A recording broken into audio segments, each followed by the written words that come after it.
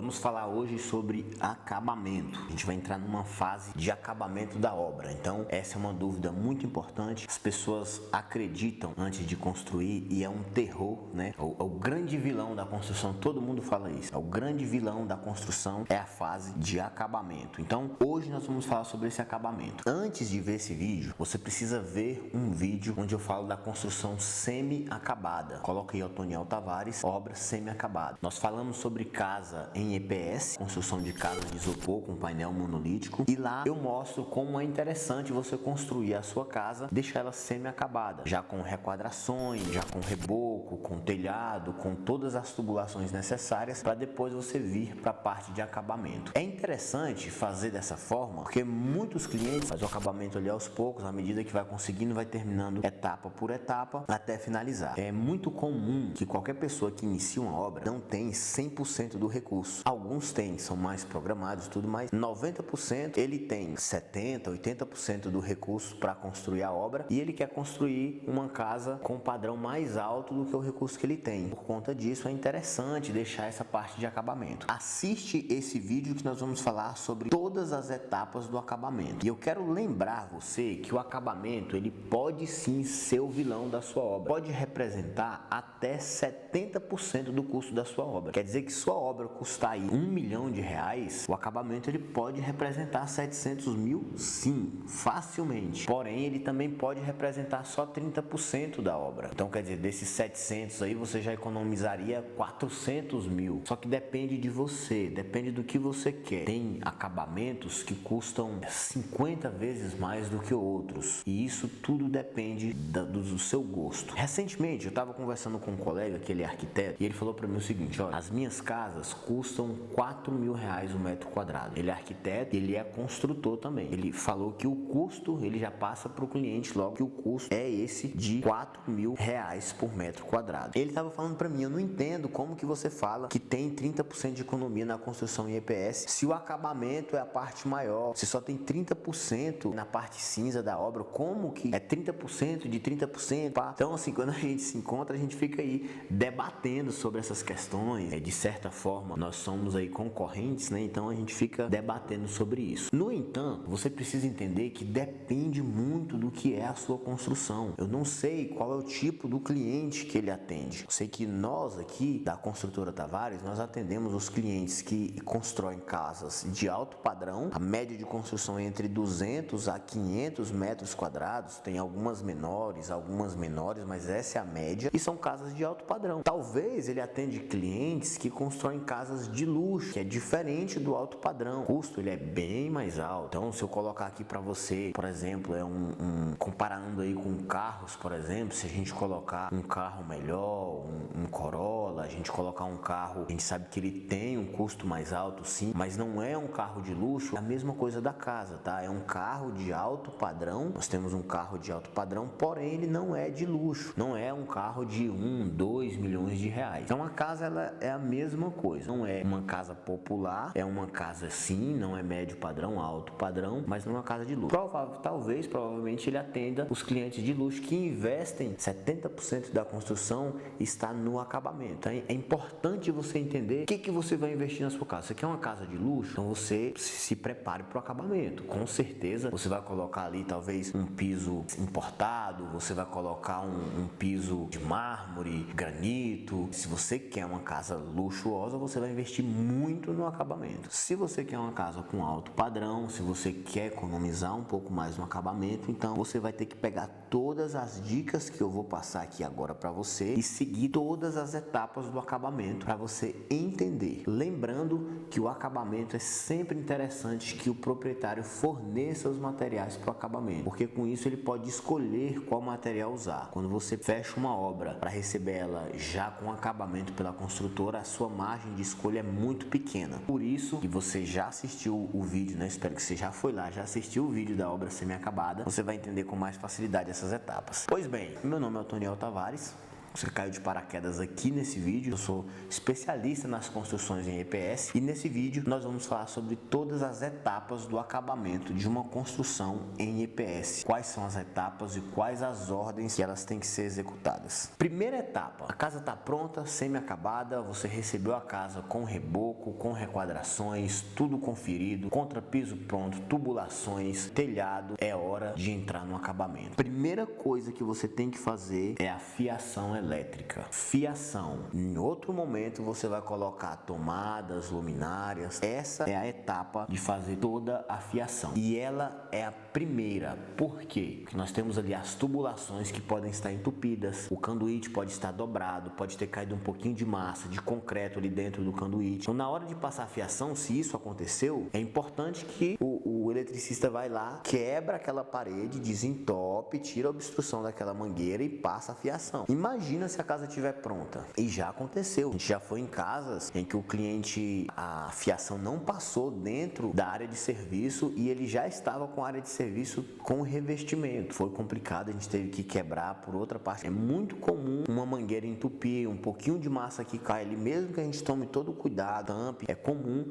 que amasse um pouquinho na hora da concretagem da laje, até o pessoal que está concretando ali pisa em uma mangueira e ela entope. Então, primeira coisa, partiu para acabamento, vamos fazer a fiação da elétrica, da rede, da internet e da segurança. Tudo que é fiação nós vamos deixar pronto. Depois da parte da fiação, a gente vem para a parte de forro. Então, se você vai colocar, por exemplo, um forro de gesso acartonado, essa fiação tem que estar pronta, porque senão vai ter que quebrar todo o gesso acartonado para pegar essa fiação. Na parte aqui de elétrica, nós não temos margem para economia. Quando eu falo margem para economia, assim, você não tem o que escolher. Você não pode escolher uma bitola de fio mais fina. Você tem que comprar o fio que está ali no projeto de elétrica e é da bitola que está ali com quadro, disjuntores, tudo que está especificado você precisa comprar daquela forma. A margem que você vai ter é se você compra na loja A ou na loja B. A loja que vendeu material da mesma qualidade mais em conta é onde você vai comprar, obviamente. Então a margem que você tem é essa. Na parte de forro, nós temos três opções, que é o forro de gesso acartonado, é o gesso cola e o forro com PVC, que também é usado. Raramente é usado o forro de PVC, mas pode ser usado também, aquele que imita madeira ou mesmo um forro de PVC branco, mas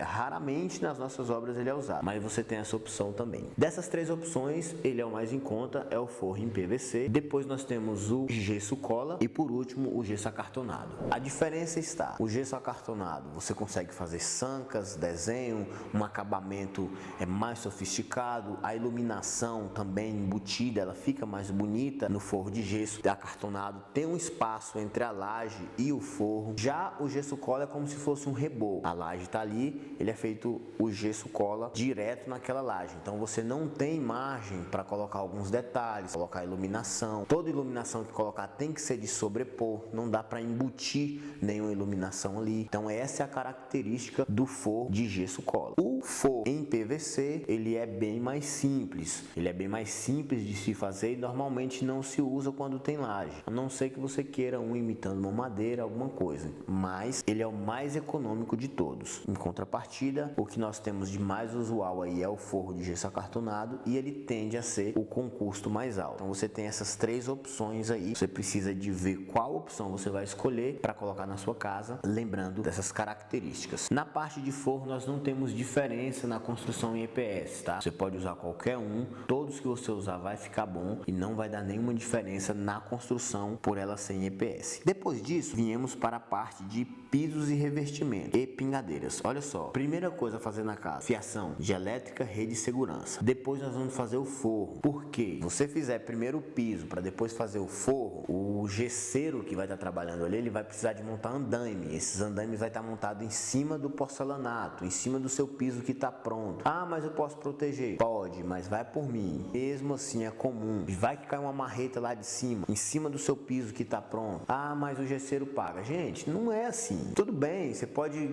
esperar que ele vá pagar e tudo, mas vamos lá, vamos fazer as coisas certas. Faz o gesso, depois coloca o piso. Essa é a ordem: fiação elétrica, forro de gesso, pisos e revestimentos, tá bom? Parte de piso e revestimento, você tem zilhões de opções no mercado para escolher o seu piso e o seu revestimento. Então, falando dessa etapa, você precisa escolher o que você quer colocar. Pode ser que na sua casa você fala: não, eu quero investir aí um valor e eu quero piso da melhor qualidade que tem no mercado. Eu quero colocar o que há de mais sofisticado, mais luxuoso. Mesmo que a minha casa não tenha tudo luxuoso, mas eu quero investir um custo melhor no piso, porque eu quero passar e ver aquele piso bonito e tal. Você pode optar por isso. Então, tem várias opções no mercado. Aqui as pessoas acreditam que o piso, né, ele é o grande vilão na parte do acabamento. E não é. Eu garanto para você que você consegue encontrar bons pisos com boas qualidades numa média de preço de R$100 o metro quadrado. Em uma casa de 200 metros quadrados, você vai estar investindo aí 20 mil reais em piso. Então, não é esse absurdo todo, mas ele pode se tornar o grande vilão em relação a custos se você quiser algo luxuoso. Então, existem pisos de 4, 5 mil reais por metro quadrado. Existem sim, tem pisos por peça, cobrado por peça, então tem pisos, revestimentos caríssimos, e aí depende do que você quer. Lembrando que eu não estou falando para você que você tem que optar pelo mais barato, pelo mais em conta. Você só precisa saber onde que você está investindo, tá? A parte de piso e revestimento, ela representa sim uma porcentagem pequena em relação ao acabamento. Você vai ver nas próximas etapas que nós temos aqui, você vai ver que tem coisas que custam um preço muito maior que o piso e o revestimento, tá bom? Nós não temos nenhuma diferença na casa em EPS para o piso, visto que o piso ele está ali no chão, não está na parede. O revestimento também nós não temos nada de diferente por ser uma casa de isopor. Você pode colocar o piso que você quiser, o revestimento que você quiser. Se você quiser colocar na parede do seu banheiro um granito, um mármore bem pesado, vai suportar, não tem nenhum problema. Então nós temos aqui essa etapa, lembrando que depois de colocado o piso e o revestimento é preciso proteger ele, porque muitas pessoas ainda vão trabalhar, você não quer arranhar o seu piso. Passando para piso e revestimento, nós temos as bancadas e as soleiras, além das pingadeiras. Essa parte aqui também tende a ter um preço considerável dependendo do acabamento que você vai usar. Você percebe, olha, o que eu falei no começo do vídeo, você percebe que nós temos uma variação muito grande e o acabamento às vezes ele pode ter um custo muito maior dependendo do que você escolhe. Depende muito mais de você do que do acabamento do construtor em si. Depende do que você quer. As bancadas, por exemplo, tem bancadas de tudo que é jeito, de tudo que é custo. Eu já vi bancadas que são importadas com preços que, assim, uma bancada só de uma cozinha às vezes é o preço de uma casa, o preço de um carro. Normal.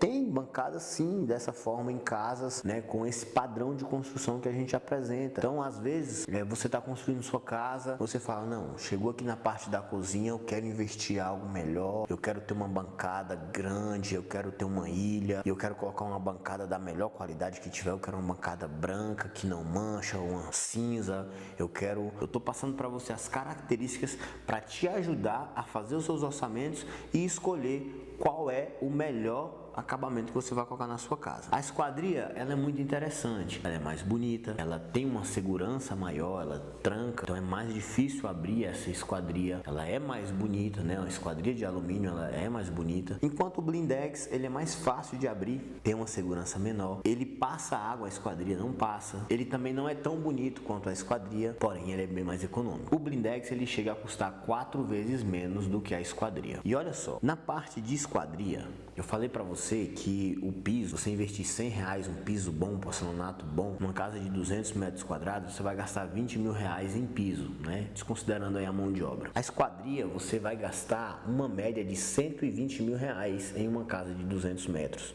Pode gastar menos, obviamente. Isso eu estou colocando uma linha Gold, uma linha de uma esquadria melhor, uma boa empresa também. Você vai gastar um valor aproximado a entre 100 e 120 mil reais em uma casa de 200 metros. Na parte aqui de blindex, você vai gastar bem menos do que isso, talvez uns 20 mil reais. Depende do tanto de janelas que você tem, dos vãos que você tem, depende do tamanho do seu vão também. Às vezes você tem uma porta enorme com folha tripla, dupla, isso tudo vai depender muito. Eu tô falando para você, esse custo, esse preço, ele tá baseado em cima do que nós temos aí de vãos normais para uma casa de 200 metros quadrados, tá? Então, isso aqui são as características. É claro que a esquadria tem muitas outras vantagens em cima do blindex, mas o blindex também funciona. Fecha a porta também, ele funciona muito bem. Ele tem aí uma qualidade muito maior, que é a questão do custo, né? Ele é muito mais barato. Depois das esquadrias, lembrando que as esquadrias só podem ser colocadas quando já tiverem as soleiras e a pintura, tá? No batente tem que estar a pintura. Depois disso nós temos as portas internas. E as portas internas você pode colocar a porta e portal de madeira ou de ACM. O de madeira tem um custo mais barato e o de ACM tem um custo um pouco mais alto. Vai depender aí do que você quer para sua casa, qual a estética que você quer dar. Depois disso a gente entra aqui, gente, para uma parte aqui que ela é opcional. Olha só, nós já temos na nossa casa vaso, chuveiro, torneira, pintura. Nós já temos aqui pisos, revestimentos, o forro, a elétrica está pronta. Então a casa basicamente está pronta. Quando eu falo que é opcional entre aspas, porque nessa parte alguns clientes já mudam para dentro de casa com o que ele tem. É muito comum mudar exatamente nessa etapa, mas vai ficar faltando algumas coisas para fazer. Por isso é que eu estou colocando como opcional. A casa não está pronta ainda, porque ainda falta marcenaria. E a marcenaria, ela também tem um custo alto, dependendo do tanto de marcenaria que você tem. Se for fazer toda a marcenaria da sua casa ali, tudo móveis, planejar, ele tem um peso muito interessante, tem um peso alto. Essa marcenaria, você precisa escolher, você não tem muita margem, que você vai escolher é o profissional. Lembrando que quando você escolhe um profissional pelo preço, você tem uma qualidade mais baixa. É a mesma coisa que a gente falou do blindex para a parte da esquadria, né? Então, se você escolhe uma marcenaria mais simples, um marceneiro com um custo muito mais baixo, você vai consequentemente ter uma perca de qualidade. Mas nós temos essa fase que é feita depois de todas as outras. Então o marceneiro, ele é um dos últimos a entrar dentro da obra. Depois que todos esses profissionais entrou, a gente tem a parte de marcenaria, justamente para não danificar a marcenaria. Também ar-condicionado, toda a tubulação ela já tem que estar pronta para o ar-condicionado, independente se você vai colocar ou não, tá como opcional, porque você pode optar por colocar o ar-condicionado na sua casa ou não. Sua casa está pronta. É muito comum, né, que todas as casas tenham sim ar-condicionado nos quartos, na sala, mas não deixa de ser opcional. Nós temos aqui também a parte do aquecimento solar, com as placas solares. Se ela for instalada, se você for instalar na sua casa, é interessante que seja colocado na fase da elétrica. Assim que concluiu lá nas primeiras etapas, já coloca o boiler, mas ele está aqui como opcional. Você pode colocar depois também, se você for usar o chuveiro elétrico. Porém, é muito comum que se coloque o boiler e a energia solar. Então, a energia solar e o boiler podem ser colocados junto com a primeira etapa que eu falei lá, junto com a elétrica. Tendo isso, você tem todas as partes de acabamento da sua casa pronta. Sua casa ela está finalizada. Colocou tudo o que precisava, todas as fases de acabamento. O que eu sugiro que você faça agora? Você vai construir, ou se você está construindo, você vai fazer orçamento, colocar preços de tudo isso, você vai anotar quantos banheiros tem na sua casa, quais são as bancadas, você vai correr atrás de cursos, vai se organizar para fazer o seu investimento em relação a isso. Então você vai definir tudo que você quer. Se você já quer parte de aquecedor solar, se você quer energia solar, se você quer blindex, ou se você quer uma esquadria de alumínio, tudo isso aqui agora é a hora de você orçar e escolher. E eu sempre falo, é interessante que você forneça os materiais do acabamento, porque você vai poder opinar, você vai poder escolher entre os custos e entre as qualidades da sua casa. Então é isso, você separa tudo isso, faça o seu orçamento e em cima disso você já vai saber quanto que você vai investir em relação a esses materiais. Depois tem a parte de mão de obra, né? Então, para não ficar um conteúdo tão extenso, depois eu vou falar para você quanto custa o acabamento, a mão de obra para fazer o acabamento da sua casa. Mas com certeza o custo maior está aqui nos materiais. Você tendo isso aqui definido, sabendo que você vai investir, com certeza você já tem 90% do caminho do acabamento da sua casa finalizado, tá bom?